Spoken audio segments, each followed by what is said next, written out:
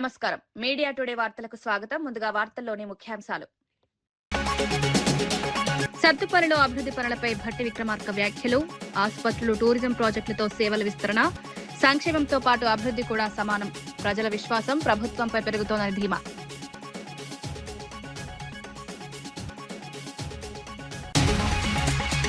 Srihari arrest చట్ట విరుద్దమని మనోహర్ రెడ్డి వ్యాఖ్య. మానవ హక్కుల ఉల్లంఘన ఘటనను అభివర్ణన, సుప్రీంకోర్టు మార్గదర్శకాలు పాటించలేదని విమర్శ, న్యాయపరమైన చర్యలు తీసుకుంటామని హెచ్చరిక.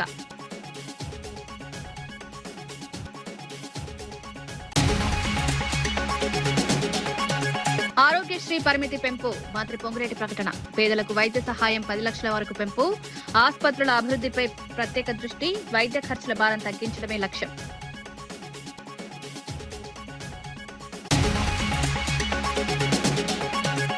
జగన్ వ్యాఖ్యలపై మంత్రి ఆనం విమర్శలు. అసంపూర్తి హార్బర్ ప్రారంభించి మోసం చేశారని ఆరోపణ. కూటమి ప్రభుత్వం అభివృద్దికి కట్టుబడి ఉందని స్పష్టం. అధికార మెజారిటీ ప్రభుత్వంపై విమర్శలు.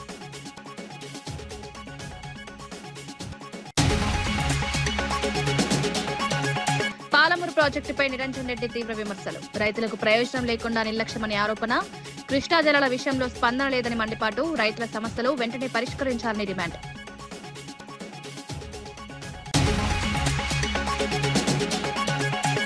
మాజీ CM YS Jagan CPRO Pudi Srihari అరెస్టుపై తిరుపతి ఎంపీ గురుమూర్తి తీవ్రంగా స్పందించారు. ఈ అరెస్టు పూర్తిగా అప్రజాస్వామిక చర్య అని విమర్శించారు. కూటమి ప్రభుత్వం రెడ్ బుక్ రాజ్యాంగాన్ని అమలు చేస్తోందని, రాష్ట్రంలో సెలెక్టివ్ గవర్నెన్స్ నడుస్తోందని ఆరోపించారు. ప్రజాస్వామ్య విలువలు దెబ్బతింటున్నాయని, విభేదాలను అణచివేయడానికి ప్రభుత్వం అధికారాన్ని దుర్వినియోగం చేస్తోందన్నారు. ఇలాంటి పరిస్థితులు ఎక్కువ కాలం కొనసాగవని హెచ్చరించారు. రాజకీయ కక్ష సాధింపుతోనే ఈ అరెస్టు జరిగిందని అభిప్రాయపడ్డారు. ఖచ్చితంగా ధైర్యంగా ఎదుర్కొనే ఆత్మస్థైర్యం ఆయనలో మెండుగా ఉంది. ఎందుకంటే కూటమి ప్రభుత్వం చేస్తున్నటువంటి తప్పుల్ని ఖచ్చితంగా వైఎస్ఆర్ కాంగ్రెస్ పార్టీ తరపు నుంచి ఎత్తి చూపిస్తూనే ఉంటారు. ఇలా సెలెక్టివ్ గవర్నెన్స్ అనేది ఈ దేశంలో ఎక్కడా లేదేమో, కేవలం ఆంధ్ర రాష్ట్రంలోనే ఉంది.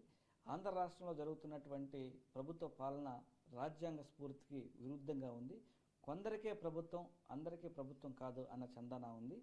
సో ఎవరైతే దాడులకి గురవుతారో, దాడులకి బలవుతారో వాళ్ళు పెట్టే కేసులకు మాత్రం ఎలాంటి చర్యలు ఉండవు. దాడి చేసిన వాళ్ళే కేసులు పెడితే మాత్రం దానికి మాత్రం చర్యలు ఉంటాయి, అరెస్టులు ఉంటాయి. ఈ కూటమి ప్రభుత్వ పాలనలో ఇలా వైఎస్ఆర్ కాంగ్రెస్ పార్టీకి సంబంధించినటువంటి ముఖ్య నాయకుల్ని భయపెట్టాలంటే అది కూటమి ప్రభుత్వం వల్ల కాదు. ఖచ్చితంగా వైఎస్ఆర్ కాంగ్రెస్ పార్టీ నాయకులందరూ కూడా మీరు చేసే అరాచకాలను ఖచ్చితంగా ఎత్తి చూపుతూనే ఉంటారని వైఎస్ఆర్ కాంగ్రెస్ పార్టీ తరఫు నుంచి ఈ అరెస్ట్ని ఖండిస్తా ఉన్నాం. పరిగి ప్రాంతంలోని కల్లాపూర్, రాపోల్, భట్ల చందారం గ్రామాల రైతులు తమ భూముల స్వాధీనంపై తీవ్ర ఆందోళన వ్యక్తం చేస్తున్నారు. పరిశ్రమల పేరుతో కాంగ్రెస్ ప్రభుత్వం బలవంతంగా భూములు తీసుకుంటోందని ఆరోపిస్తున్నారు. రైతులకు సరైన భరోసా లేకుండా తీసుకుంటున్న చర్యలు అన్యాయమంటున్నారు. కౌలు రైతులు కూలీలకు హామీ ఇచ్చిన ఆర్థిక సహాయం కూడా అందడం లేదని మండిపడుతున్నారు. ఇచ్చిన మాటలు అమలు కాకపోవడంతో ప్రభుత్వంపై నమ్మకం కోల్పోయామని చెప్తున్నారు. అదే మోసం చరిత్ర చూస్తున్నాం కాబట్టి ఇలా నమ్మకం లేదు. మరి పరిగిలో 1200 ఎకరాలు గుంజుకుంటే అందులో 1000 ఎకరాలు కూడా అసైన్డ్ భూములే ఉన్నాయి. మిగతా 200 పట్టా భూములు ఉన్నాయి. ఆ మిగతా 200 కూడా మొత్తం చిన్న సన్న రైతులే ఉన్నారు. అందరు కూడా ఎస్సీ, ఎస్టీ, బీసీ, మైనారిటీలు వీళ్ళ భూములే ఉన్నాయి తప్పితే ఎవరి కూడా పెద్దవాళ్ళ భూములు లేవు. ఎందుకు ఈ మాట అంటున్నామంటే తక్కువ భూములు ఉన్నాయి చిన్నోళ్ళ దగ్గర, ఉన్న ఆ భూమి కూడా గుంజుకున్నారు. వైఎస్ఆర్సీపీ ప్రధాన కార్యదర్శి పూడి శ్రీహరి అరెస్టుపై మాజీ ఎమ్మెల్యే కాసు మహేష్ రెడ్డి తీవ్ర విమర్శలు చేశారు. ప్రభుత్వ అసమర్థతలను బయటపెట్టడమే నేరమైందన్నారు. మీడియా ద్వారా ప్రజలకు నిజాలు చెప్తున్నందుకు కక్ష సాధింపుతో అరెస్టు జరిగిందని ఆరోపించారు. చంద్రబాబు ప్రభుత్వం ప్రజాస్వామ్యాన్ని అణచివేస్తోందని మండిపడ్డారు. రాజకీయ విభేదాలను అణగదొక్కేందుకు అధికారాన్ని ఉపయోగిస్తున్నారని విమర్శించారు. గతంలో ఫ్రాక్షనిజం అంటే ఏదో ఒక నియోజకవర్గానికో ప్రాంతానికో పరిమితమయ్యేది. కానీ ఈ రోజున చంద్రబాబు నాయుడు గారు చేస్తున్న రాజకీయం 2 పార్టీల మధ్య ఫ్రాక్షన్ నడిపినట్టుంది. ఎవరో ఎక్కడో సోషల్ మీడియా పోస్టు పెడితే దానికి రాష్ట్ర ప్రధాన కార్యదర్శిని అరెస్ట్ చేయడం ఎంతవరకు సమంజసం ఆలోచించుకోండి. ఇదే ధోరణి కొనసాగితే రేపు తెలుగుదేశంలో ఉన్న పత్రికలు కావచ్చు, పత్రికాధిపతులు కావచ్చు, విలేకరులు కావచ్చు, లేదు సోషల్ మీడియా వాళ్ళు కావచ్చు, ఎటువంటి పరిస్థితులు ఎదుర్కోవాల్సి వస్తుందో జగన్మోహన్ రెడ్డి గారి చేతుల్లో ఆలోచించుకోమని చెప్తున్నా. కానీ ఆలోచించే పరిస్థితిలో చంద్రబాబు నాయుడు గారు లేరు. ఫ్రాక్షనిజాన్ని కొనసాగిస్తున్నాడు. దీనికి ప్రతిఫలం 3 సంవత్సరాల తర్వాత జగన్మోహన్ రెడ్డి గారు ముఖ్యమంత్రి అయిన తర్వాత తప్పకుండా అనుభవిస్తారని తెలియజేస్తారు. పూడి శ్రీహరి అరెస్టు చట్టవిరుద్ధమని వైఎస్ఆర్సీపీ లీగల్ సెల్ అధ్యక్షుడు మనోహర్ రెడ్డి తెలిపారు. ఈ అరెస్టు మానవ హక్కుల ఉల్లంఘన కిందికి వస్తుందన్నారు. సుప్రీంకోర్టు మార్గదర్శకాలను పాటించకుండా కుటుంబ సభ్యులకు సమాచారం ఇవ్వకుండా అరెస్టు చేయడం తప్పని విమర్శించారు. సివిల్ డ్రెస్ లో అరెస్టు చేయడం చట్టానికి విరుద్ధమని పేర్కొన్నారు. ఈ ఘటనపై న్యాయపరమైన చర్యలు తీసుకుంటామని హెచ్చరించారు. ప్రజాస్వామ్య వ్యవస్థను కాపాడాల్సిన బాధ్యత ప్రభుత్వంపై ఉందని గుర్తు చేశారు.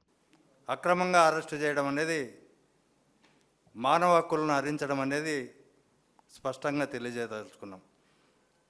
ఎందుకంటే కనీసం డీకే బస్సు జడ్జిమెంట్ ప్రకారం, సుప్రీంకోర్టు జడ్జిమెంట్ ప్రకారం అందులో పొందుపరిచిన తీర్పులో స్పష్టంగా పేర్కొన్నారు, మీరు అరెస్టు చేసేటప్పుడు వాళ్ళ కుటుంబ సభ్యులకు కనీసం సమాచారం తెలియజేయకపోతే అది ఇల్లీగల్ అరెస్టుగా భావించి వారిపైన తగిన చర్యలు తీసుకోవాల్సి వస్తుందని చెప్పి. రెండో అంశం, అసలు పోలీసు వాళ్ళకి ఎవరు ఇచ్చారు అసలు డ్రెస్సులు లేకుండా అరెస్ట్ చేయడం? సివిల్ డ్రెస్సుల్లో వచ్చి ఎవరు గుండాలా మీరు, లేకపోతే రౌడీలా? కనీసం పోలీసు వాళ్ళు ఆ డ్రెస్లో అన్నా వచ్చి అరెస్ట్ చేయాలి కదా. అది కూడా చట్టవిరుద్ధమే. అది కూడా అనేక తీర్పులు చెప్తున్నాయి. ఇట్లాంటి పోలీసులు ఏదైనా సివిల్ డ్రెస్సులో ఇట్లా రావడం అనేది దుర్మార్గమైంది, అది తప్పుడు విధానము, అది రాజ్యాంగ సూత్రాలకు విరుద్ధమని స్పష్టంగా చెప్తున్నప్పటికీ వాళ్ళు సివిల్ డ్రెస్లో వచ్చి రౌడీల్లాగా బిహేవ్ చేసి అరెస్ట్ చేయడం చాలా అప్రజాస్వామ్యం. అది కూడా వీటిల్లో ఇది ఏ కేసుకు సంబంధించి అరెస్ట్ చేస్తున్నారో తెలియదు, ఎవరికి ఇంటిమేట్ చేస్తున్నారో తెలియదు, లేకపోతే పోలీసులు చేస్తున్నారా, రౌడీలు వచ్చారా అని తెలియదు. నిన్న డీజీపీ గారు స్టేట్మెంట్ ఇస్తే సంతోషించాం. ఈ రాష్ట్రంలో సోషల్ మీడియాను ఉక్కు పాదంతో అణచివేస్తామని చెప్పి. ఎందుకంటే ఇవాళ వాళ్ళ దృష్టిలో సోషల్ మీడియా అంటే మొట్టమొదటి ఈ స్టేట్మెంట్ ప్రభావం ప్రకారం ఇవాళ మా వైఎస్ఆర్సీపీ రాష్ట్ర కార్యదర్శి మీడియా వ్యవహారాలు చూసే పూడి శ్రీహరి గారిని మొట్టమొదటి టార్గెట్గా భావించడం అని మేము భావిస్తున్నాం. ఎందుకంటే నిన్ననే ఒక థింక్ అనే ఒక సోషల్ మీడియాలో ఒక యూట్యూబ్ ఛానల్లో జగన్మోహన్ రెడ్డి గారి సతీమణి గురించి, జగన్మోహన్ రెడ్డి గారి వ్యక్తిగత కుటుంబ వ్యవహారాల గురించి నిరాధారమైన ఆరోపణలు చేసి రాష్ట్ర వ్యాప్తంగా అది. వైఎస్ఆర్సీపీ నేత సజ్జల రామకృష్ణారెడ్డి పూడి శ్రీహరిపై అరెస్టుపై తీవ్రంగా స్పందించారు. ఎలాంటి ముందస్తు నోటీసు ఇవ్వకుండా అక్రమంగా అరెస్టు చేశారని ఆరోపించారు. పోలీసులు వచ్చి తీసుకువెళ్లే విధానం చూస్తే అది చట్టబద్ధమా లేక గూండాల చర్యలా అనిపించిందన్నారు. ఇది పూర్తిగా మానవ హక్కుల ఉల్లంఘన అని మండిపడ్డారు. ప్రజాస్వామ్య వ్యవస్థకు ఇది ప్రమాదకర సంకేతమని పేర్కొన్నారు. ఈ ఘటనపై తీవ్ర ఆందోళన వ్యక్తం చేస్తూ ప్రభుత్వం వెంటనే సమాధానం చెప్పాలని డిమాండ్ చేశారు. లేదా అక్కడ ప్రత్యక్ష సాక్షులు వాళ్ళతో మాట్లాడితే, వాచ్మెన్ ఇలాంటి వాళ్ళతో అర్థమైంది ఏంటంటే, నిన్న రాత్రి నుంచి కొంతమంది వ్యక్తులు వచ్చి అక్కడ తిరుగుతూ ఆ ప్రాంతంలో, ఈరోజు ఉదయం ఈయన శ్రీహరి గారు మీడియా విభాగానికి జనరల్ ప్రధాన కార్యదర్శిగా ఆయన పార్టీ అధ్యక్షుడిని కలిసి పార్టీ అధ్యక్షుడి పర్యటనకు సంబంధించి ఆయన వీటికి సంబంధించి చర్చించి వస్తుంటే దారిలో ఆపి బలవంతంగా తీసుకెళ్ళిపోయారు అనేది అర్థమవుతుంది. మొత్తం వాళ్ళు పోలీసులు అని ఎందుకు అనుకోవాల్సి వస్తుందంటే, నిన్న రాత్రి అక్కడ వచ్చి వాళ్ళు రెక్కీలాగా నిర్వహించినప్పుడు అక్కడ చెప్పారని వాచ్మెన్. ఈ ఉదంతం తెలిసిన తర్వాత దాదాపు 3-4 గంటలకు అసలు ఎంతవరకు ఏమీ తెలియట్లా. ఎవరు తీసుకెళ్లారు, ఎక్కడికి తీసుకెళ్లారు, ఎందుకు తీసుకెళ్లారు, అది కిడ్నాపా, మా ప్రత్యర్థుల పార్టీలకు సంబంధించిన వాళ్ళ ప్రత్యర్థుల, మిమ్మల్ని మర్యాదగా ఉండనివ్వం, మిమ్మల్ని ఏదో ఒక రకంగా ఇబ్బంది పెడతాం. చంద్రబాబు నాయుడు అనుకుంటే అర్థం ఉంటుంది, ఎందుకంటే ఆయన రాజకీయ పార్టీ నాయకుడు, ఆయనకు తెలిసిన విద్య అది ఒకటే కాబట్టి, ఓ పార్టీ అధ్యక్షుడు, ఆ పార్టీకి తెలిసిన విద్య అది ఒకటే కాబట్టి, ఎక్కడ అవకాశం ఉంటే వ్యవస్థలను మేనేజ్ చేసి అయినా సరే ప్రత్యర్థులను ధైర్యంగా ఎదుర్కోలేరు కాబట్టి వీళ్ళు సిస్టమ్ దీన్ని సంబంధించి మెయింటైన్ చేయాల్సిన అధికారులు, పోలీసు అధికారులు పూర్తిగా అడుగులకు మడుగులు ఒత్తుతూ చంద్రబాబు నాయుడు అండ్ గ్యాంగ్ ఆయన వాళ్ళ విషెస్ ఏమున్నాయో దాని ప్రకారం తప్పుడు కేసులు పెట్టడం. ఖచ్చితంగా పోలీసులు ఏదైనా దీనికి వెళ్ళినప్పుడు వాళ్ళు డ్రెస్లో, యూనిఫామ్లో వెళ్ళాలి, లేకపోతే వాళ్ళు ఎవరో ఎటు తెలుస్తుంది. రెండవది నోటీస్ ఇవ్వాలి. నోటీసు వాళ్ళ పక్కన ఉండే వాళ్ళకి కానీ బంధువులకు కానీ ఎవరుంటే వాళ్ళకి ఇచ్చి సంతకం తీసుకొని ఆ తర్వాత ఇదిగో అరెస్ట్ చేస్తున్నాం, ఎందుకు చేస్తున్నాం చూపించి అప్పుడు తీసుకెళ్ళాలి. అది కూడా ఎంక్వైరీ జరగాలి. ఇది ఎవరైనా చెప్పేదే. ఎవడో పోయి ఎఫ్ఐఆర్ అంటే ఫస్ట్ ఇన్ఫర్మేషన్ రిపోర్ట్ మాత్రమే. వాళ్ళు పోయి చెప్పగానే నోట్ చేసుకుంటే అది ఫస్ట్ ఇన్ఫర్మేషన్ రిపోర్ట్ అవుతుంది. దాన్ని బేస్ చేసుకుని ఇన్వెస్టిగేట్ చేయాలి. చేసిన దానికి తగిన టైం ఉండాలి, ఓ జస్టిఫికేషను, ఓ హేతుబద్ధత. ఆ తర్వాత వెళ్ళి నోటీస్ ఇచ్చి తీసుకెళ్తున్నామని అరెస్ట్ చేయడం, ఇది ప్రొసీజర్. అట్లీస్ట్ కేసు తప్పుడుదైనా ఫాలో కావాల్సిన పద్ధతి. ఇక్కడ అది ఫాలో కాల. రెండు, నేను ముందే అన్నట్టు జరిగిన పద్ధతి చూస్తే నిన్న రాత్రి అక్కడ వాచ్మెన్ చెప్పింది వీడియోలో చూస్తే అర్థమైంది. కొంతమంది వచ్చారు, 2-3 గ్రూపులు వచ్చాయి. రాత్రి 10 గంటలకు ఒక గ్రూప్ వచ్చారు.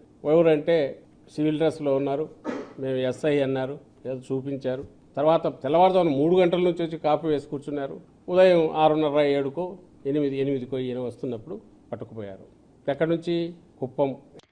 పాలమూరు ప్రాజెక్టుపై మాజీ మంత్రి నిరంజన్ రెడ్డి తీవ్రంగా స్పందించారు. ప్రభుత్వం రైతులకు ప్రయోజనకరమైన పనులు చేయడం లేదని విమర్శించారు. పాలమూరు రంగారెడ్డి ప్రాజెక్టుకు సంబంధించిన పనులు పూర్తయినా సీఎం సమీక్ష చేయలేదన్నారు. కృష్ణా జలాలను ఇతర రాష్ట్రాలు తీసుకువెళ్తున్నా ప్రభుత్వం స్పందించడం లేదని మండిపడ్డారు. కొల్లాపూర్ ప్రాంతానికి నష్టం జరుగుతున్నా మంత్రి జూపల్లి స్పందించడం లేదని ఆరోపించారు. రైతుల సమస్యలను పట్టించుకోకుండా ప్రభుత్వం నిర్లక్ష్యంగా వ్యవహరిస్తోందని విమర్శించారు. వెంటనే చర్యలు తీసుకోవాలని డిమాండ్ చేశారు.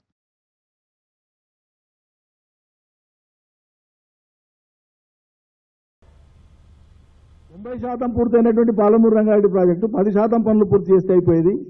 ఉదండాపూర్ వదిలిపెట్టి మిగతా 4 రిజర్వాయర్లను నింపుకుంటే 50 టీఎంసీల నీళ్లను నింపుకునేటువంటి అవకాశం ఉన్న ఈ దశలో 3 ఏళ్ల నుంచి ఏం పని చేయకుండా ఉండేటువంటి రేవంత్ రెడ్డి సర్కారు, జిల్లా మంత్రులు, ఎమ్మెల్యేలు ఒక్కనాడు దీని మీద సమీక్ష పెట్టారు. పెట్టమని ముఖ్యమంత్రిని అడిగారు, వాళ్ళేం ప్రయత్నం చేయరు.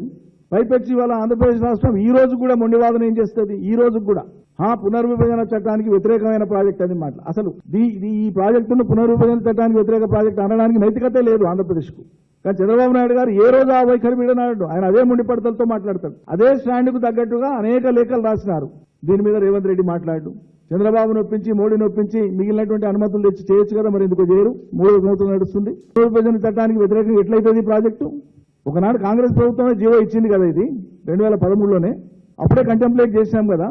ఈ క్షణానికి కూడా ఆంధ్రప్రదేశ్ ప్రభుత్వం తన వైఖరిని మార్చుకోకుండా అదే 90% పూర్తయినాక కూడా అదే మొండి పట్టుదలతో ఉంది. కానీ ఇక్కడ ఉండేటువంటి ముఖ్యమంత్రికి, ఇక్కడ ఉండే నీళ్ల మంత్రికి, ఇక్కడ ఉండేటువంటి ఎమ్మెల్యేలకు, మంత్రులకు, జిల్లా వాళ్లకు పట్టనే పట్టదు. సగటున 13 టీఎంసీల నీళ్లను కృష్ణా నుంచి అవతలికి ప్రతిరోజు వాడుకోవడానికి వాళ్ళు సిస్టమ్ను తయారు చేసి పెట్టుకున్నారు. మనం 2 టీఎంసీలు రోజుకి ఎత్తిపోసుకునేటువంటి పాలమూరు రంగారెడ్డికి ఇన్ని ఆటంకాలు ఉంటే పాలమూరు బిడ్డ అనేటువంటి రేవంత్ రెడ్డికి పట్టదు. పెండింగ్లోనే మిగతా పనులు కూడా పూర్తి చేస్తే 16 టీఎంసీలు పర్ డే ఎత్తుకపోయే అవకాశం ఉంది ఆంధ్ర ప్రాంతానికి. ఏం పట్టింపు ఉన్నట్లు మీకు? ఏం చేయదలుచుకున్నారు పాలమూరు? సత్తుపల్లి నియోజకవర్గంలో అభివృద్ధి కార్యక్రమాలపై డిప్యూటీ సీఎం భట్టి విక్రమార్క మాట్లాడారు. ఆసుపత్రులు, సబ్స్టేషన్లు, టూరిజం ప్రాజెక్టులు ప్రారంభించి ప్రజల అవసరాలను తీర్చేలా ప్రభుత్వం పనిచేస్తోందని తెలిపారు. ప్రజల ఆరోగ్యం, విద్యపై ప్రత్యేక దృష్టి పెట్టామన్నారు. సంక్షేమంతో పాటు అభివృద్ధి కూడా సమానంగా జరుగుతోందని వివరించారు. ప్రతి కుటుంబం గర్వంగా జీవించేలా నాణ్యమైన సేవలు అందించేందుకు కృషి చేస్తున్నామన్నారు. అదనంగా ఇంకొక 50 పడకల ఆసుపత్రిని, ఇంకో 30 పడకల ఆసుపత్రిని, విద్యుత్ సంబంధించినటువంటి అనేక సబ్ స్టేషన్లని, ఇతరత్ర అభివృద్ధి కార్యక్రమాలతో పాటు ఇంకో టూరిజం సంబంధించినటువంటి ప్రాజెక్టుకు సంబంధించి కూడా ఈరోజు ప్రారంభోత్సవం చేసుకున్నాం. ఇవన్నీ కూడా సత్తుపల్లి శాసనసభ నియోజకవర్గంలో ఉన్న ప్రజల సంక్షేమం కోసం వారి అవసరాలను తీర్చేటువంటి గొప్ప కార్యక్రమాలు. ఆరోగ్యానికి సంబంధించి ఈరోజు 100 పడకల ఆసుపత్రి కానీ, 50 పడకల ఆసుపత్రి కానీ, 30 పడకల ఆసుపత్రి కానీ, లేకపోతే నర్సింగ్ కళాశాల సంబంధించి కడుతున్నటువంటి ఆ భవన నిర్మాణం కానీ, ఇవన్నీ కూడా ఈ రాష్ట్ర ప్రభుత్వానికి ప్రజల పట్ల ఉన్నటువంటి చిత్తశుద్ధికి, ఈ సంక్షేమం పట్ల ఉన్నటువంటి కార్యదీక్షకి నిదర్శనం అని నేను చాలా స్పష్టంగా చెప్పదలుచుకున్నాను. ఈ రాష్ట్ర ప్రభుత్వం ఇక్కడ పుట్టిన ప్రతి బిడ్డ, ప్రతి కుటుంబం కూడా తెలంగాణలో పుట్టడం నా అదృష్టం, తెలంగాణలో పెరగటం ఈ కుటుంబం మా అదృష్టం అనేటువంటి నమ్మకాన్ని, భరోసాని ఈ రాష్ట్ర ప్రభుత్వం కల్పిస్తూ దాని ప్రధానంగా వైద్య, విద్య 2 ప్రధానమైన రంగాలపైన అత్యధికంగా పెట్టుబడులు పెడుతూ వాటిని ప్రజలకు అందించే కార్యక్రమం. రాజీవ్ ఆరోగ్యశ్రీ పథకాన్ని మరింత విస్తరించినట్లు మంత్రి పొంగులేటి శ్రీనివాస్ రెడ్డి తెలిపారు. పేదలకు వైద్య సహాయం 10 లక్షల వరకు పెంచినట్లు వెల్లడించారు. రాష్ట్ర వ్యాప్తంగా ప్రతి ఒక్కరికి మెరుగైన వైద్యం అందించే దిశగా ప్రభుత్వం చర్యలు తీసుకుంటోందన్నారు. ఆరోగ్య రంగంలో నాణ్యత పెంపు కోసం ఆసుపత్రుల అభివృద్ధి, సదుపాయాల పెంపుపై దృష్టి సారించామని పేర్కొన్నారు. పేదలకు భారంగా మారుతున్న వైద్య ఖర్చులను తగ్గించడమే లక్ష్యమన్నారు. ప్రభుత్వ ఆసుపత్రులను బలోపేతం చేస్తూ ప్రజలకు అందుబాటులో సేవలు అందిస్తున్నామన్నారు. ఆరోగ్యశ్రీ కార్యక్రమం ద్వారా ప్రతి పేదవాడికి 5 లక్షల బదులు 10 లక్షలు ఇస్తాము వైద్యానికి అని చెప్పి అన్న మాట ప్రకారం ఈనాడు రాష్ట్ర వ్యాప్తంగా నిరుపేదల కోసం 10 లక్షల రూపాయలు వైద్యానికి రాజీవ్ ఆరోగ్యశ్రీ కార్యక్రమం ద్వారా మీరు ఎన్నుకున్న ప్రభుత్వం ఈనాడు ఇస్తుంది. మీకు తెలియదు కాదు, ఆనాటి ప్రభుత్వం వివిధ స్థాయిల్లో ఏవైతే మెడికల్ కాలేజీలు కానీ, హాస్పిటల్స్ కానీ, నర్సింగ్ కాలేజీలు కానీ గొప్పలకు చెబుతూ ప్రారంభించారు. కాగితాలకే పరిమితమైతే ఆ హాస్పిటల్స్ కానివ్వండి, ఆ మెడికల్ కాలేజీలు కానివ్వండి, నర్సింగ్ కాలేజీలు కానివ్వండి పూర్తి చేసి ఒడిగా పేదవాడికి మెరుగైన వైద్యం ఇస్తుంది ఈ ప్రభుత్వం. దానికి ఉదాహరణ ఈ రోజు సత్తుపల్లిలో 3 హాస్పిటల్స్ ఆనాడు మధ్యలో వదిలేస్తే వాటిని పూర్తి చేసి ఇంతకు ముందే ఓపెన్ చేసుకున్నాం. అదే రకంగా హైదరాబాద్ లో గాంధీ ఉస్మానియా హాస్పిటల్స్ ని ఆనాటి ప్రభుత్వం కార్పొరేషన్ ఎన్నికల్లో అద్భుతంగా కార్పొరేట్ హాస్పిటల్స్ కి ధీటుగా హాస్పిటల్స్ కట్టిస్తున్నాను 3 ప్రాంతాల్లో అని ప్రగల్భాలు పలికారే తప్ప ఆనాడు కట్టల. అటువంటిది మీరెన్నుకున్న ఈ నెల్లూరు జిల్లా జువ్వలదిన్నె హార్బర్ అంశంపై వైఎస్ జగన్ వ్యాఖ్యలకు మంత్రి ఆనం రామనారాయణ రెడ్డి ఘాటుగా స్పందించారు. అసంపూర్తిగా ఉన్న హార్బర్ ను ఎన్నికల ముందు ప్రారంభించి మత్స్యకారులను జగన్ మోసం చేశారని ఆరోపించారు. కూటమి ప్రభుత్వం టెక్నాలజీతో మత్స్యకారులకు ఉపాధి కల్పిస్తుంటే జగన్ రాజకీయాలు చేస్తున్నారని విమర్శించారు. తక్కువ సీట్లున్న నాయకుడు అధిక మెజారిటీ ఉన్న ప్రభుత్వానికి హెచ్చరికలు ఇవ్వడం హాస్యాస్పదమని ఎద్దేవా చేశారు. పొందాలని చేసేటువంటి ప్రయత్నమే తప్ప వేరొకటి కాదు. ఇవాళ మీరు చేసిన పని అదే. ఈనాడు అటానమస్ మ్యారిటైమ్ షిప్ యార్డ్ని ఏర్పాటు చేస్తున్నాం, ఉపాధిని కల్పించే ప్రయత్నం చేస్తున్నాం.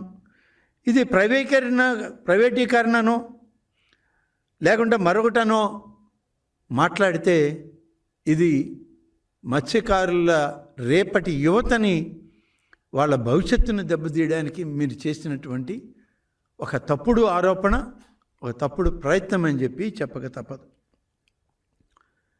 ఇవాళ మాట్లాడుతున్నాడు, వార్నింగ్ ఇస్తారు. ఎవరికి?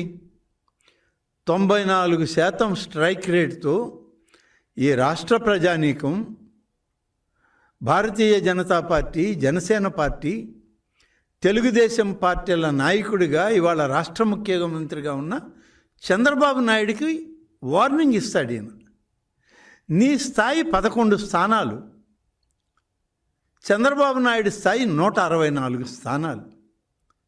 నువ్వు మాట్లాడేటప్పుడు నీ స్థాయి ఏందో తెలుసుకోవాలి కదా, నీ హోదా ఏందో తెలుసుకోవాలి కదా. ఈ రాష్ట్ర ప్రజానీకం నీకు ప్రతిపక్ష హోదా కూడా ఇవ్వలేదని నువ్వే చెప్పుకున్నావు. నీ 11 స్థానాల వాళ్ళని అసెంబ్లీకి రానికుండా చేశావు.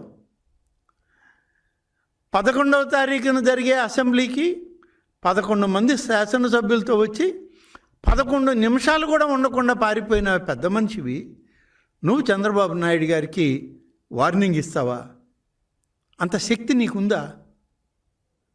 ఊరికే నోరుందని ఏదని. తనపై వస్తున్న ఆరోపణలపై ప్రముఖ గాయని మంగ్లీ భావోద్వేగానికి లోనయ్యారు. తాను పాటల ప్రపంచం తప్ప మరేమీ తెలియదని పేర్కొన్నారు. తన పేరు వాడుకుని కొందరు డబ్బులు వసూలు చేస్తున్నారని ఆవేదన వ్యక్తం చేశారు. తప్పు నిరూపితమైతే ఏ శిక్షకైనా సిద్ధమని తెలిపారు. ఈ ఘటన వల్ల తన కుటుంబం తీవ్రంగా ఇబ్బందులు పడుతోందని కన్నీరు పెట్టుకున్నారు. బాధితులకు అండగా ఉంటానని హామీ ఇచ్చారు. నిందితులపై కఠిన చర్యలు తీసుకోవాలని డీజీపీని కోరినట్లు వెల్లడించారు. మీరు పెట్టేదానికి కింద కామెంట్లు చూసి కుమిలిపోతున్నా, నా వల్ల కావట్లేదు. అసలు దయచేసి చెప్తున్నా, నేను తప్పు చేస్తే మళ్ళీ చెప్తున్నా, నన్ను ఎక్కడికైనా పిలవండి, నేను ఎక్కడికన్నా రానికి సిద్ధం. ఏ పోలీస్ స్టేషన్ గడప తొక్కనికన్నా సిద్ధం, జైలుకి పోవడానికి కూడా సిద్ధం. నాకు అసలు ఆ బాధితుల్ని చూస్తుంటే ప్రాణం పోతే చాలా బాధ అనిపిస్తుంది.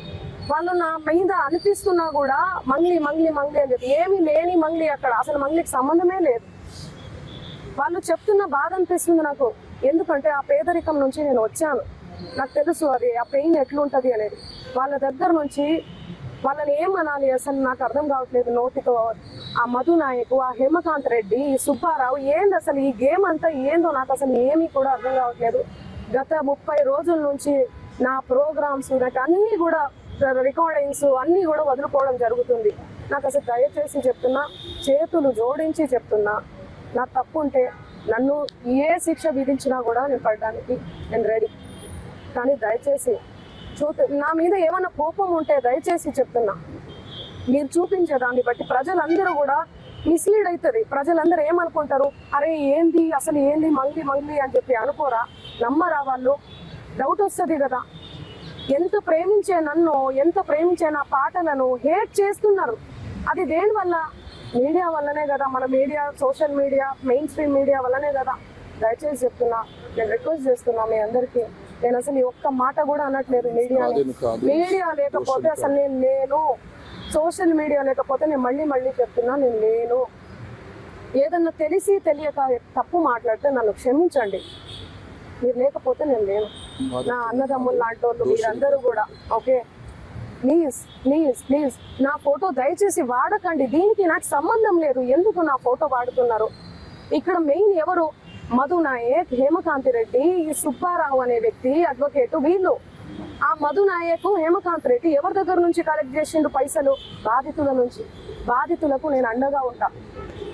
ఏమైందో ఇది, బాధితులకు న్యాయం జరగాలని ఈ కేసు ఏమైనా ఇట్లా అవుతుందేమో ఏమో తెలియదు, భగవంతుడికి తెలుసు తేరుక. కానీ నేను వాళ్ళకు తప్పకుండా అండగుంటా. వాళ్ళకు న్యాయం జరగాలి.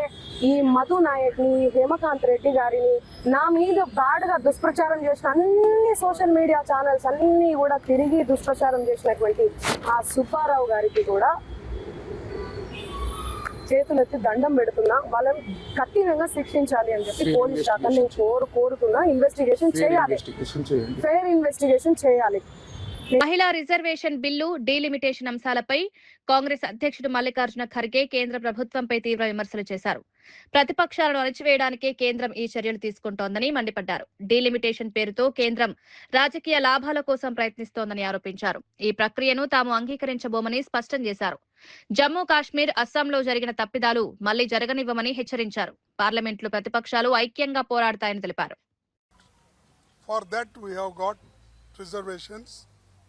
And it is politically motivated just to trap and suppress the opposition parties. The government is doing like this. Therefore, we all have decided we will, though continuously we are supporting Women's Reservation Bill 2010, then even 2023, it is unanimously accepted the constitutional amendment. And we are insisting that they should implement that whatever earlier amendment is passed. And secondly, that delimitation, they are also playing some tricks. Therefore, all party, we are going to take one stand. We unitedly should fight in Parliament and all opposition parties unitedly. And this is the only thing I want to convey you, because we are united in this. And unitedly we have decided and we'll oppose this bill.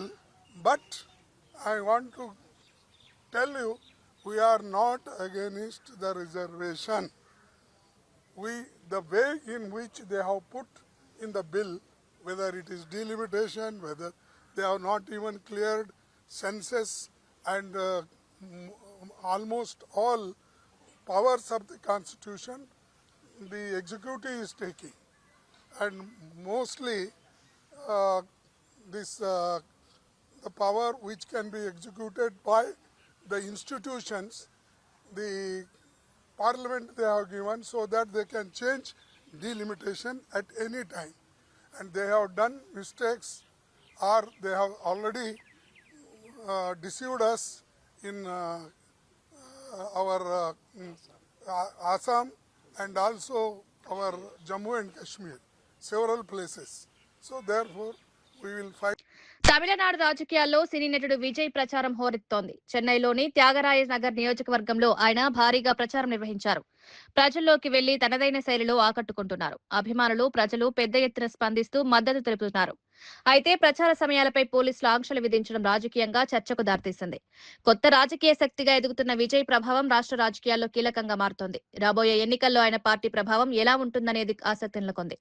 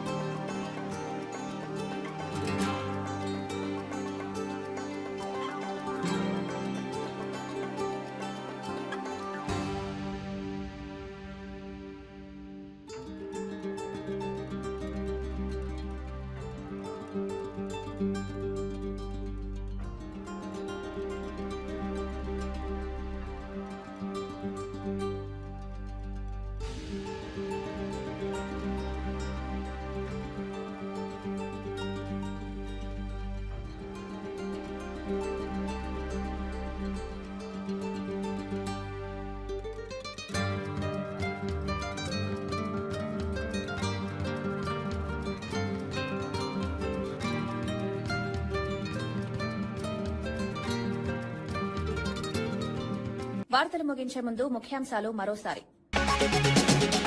సత్తుపల్లిలో అభివృద్ది పనులపై భట్టి విక్రమార్క వ్యాఖ్యలు. ఆసుపత్రులు, tourism ప్రాజెక్టులతో సేవల విస్తరణ, సంక్షేమంతో పాటు అభివృద్ది కూడా సమానం. ప్రజల విశ్వాసం ప్రభుత్వంపై పెరుగుతోందని ధీమా.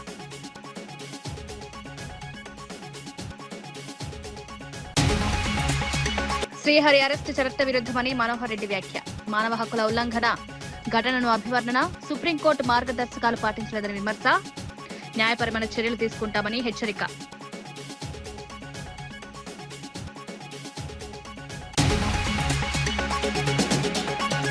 ఆరోగ్యశ్రీ పరిమితి పెంపు. మంత్రి పొంగులేటి ప్రకటన. పేదలకు వైద్య సహాయం 10 లక్షల వరకు పెంపు. ఆసుపత్రుల అభివృద్దిపై ప్రత్యేక దృష్టి. వైద్య ఖర్చుల భారం తగ్గించడమే లక్ష్యం.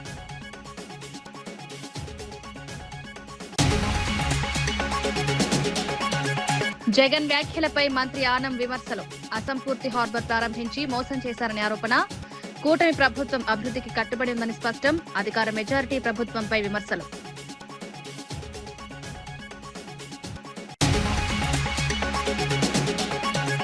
పాలమూరు ప్రాజెక్టుపై నిరంజన్ రెడ్డి తీవ్ర విమర్శలు. రైతులకు ప్రయోజనం లేకుండా నిర్లక్ష్యమని ఆరోపణ.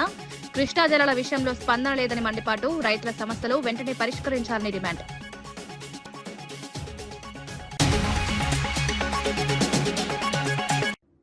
ఇవి ఈనాటి వార్తా విశేషాలు. మరో బులెటిన్లో మళ్ళీ కలుద్దాం. నమస్కారం.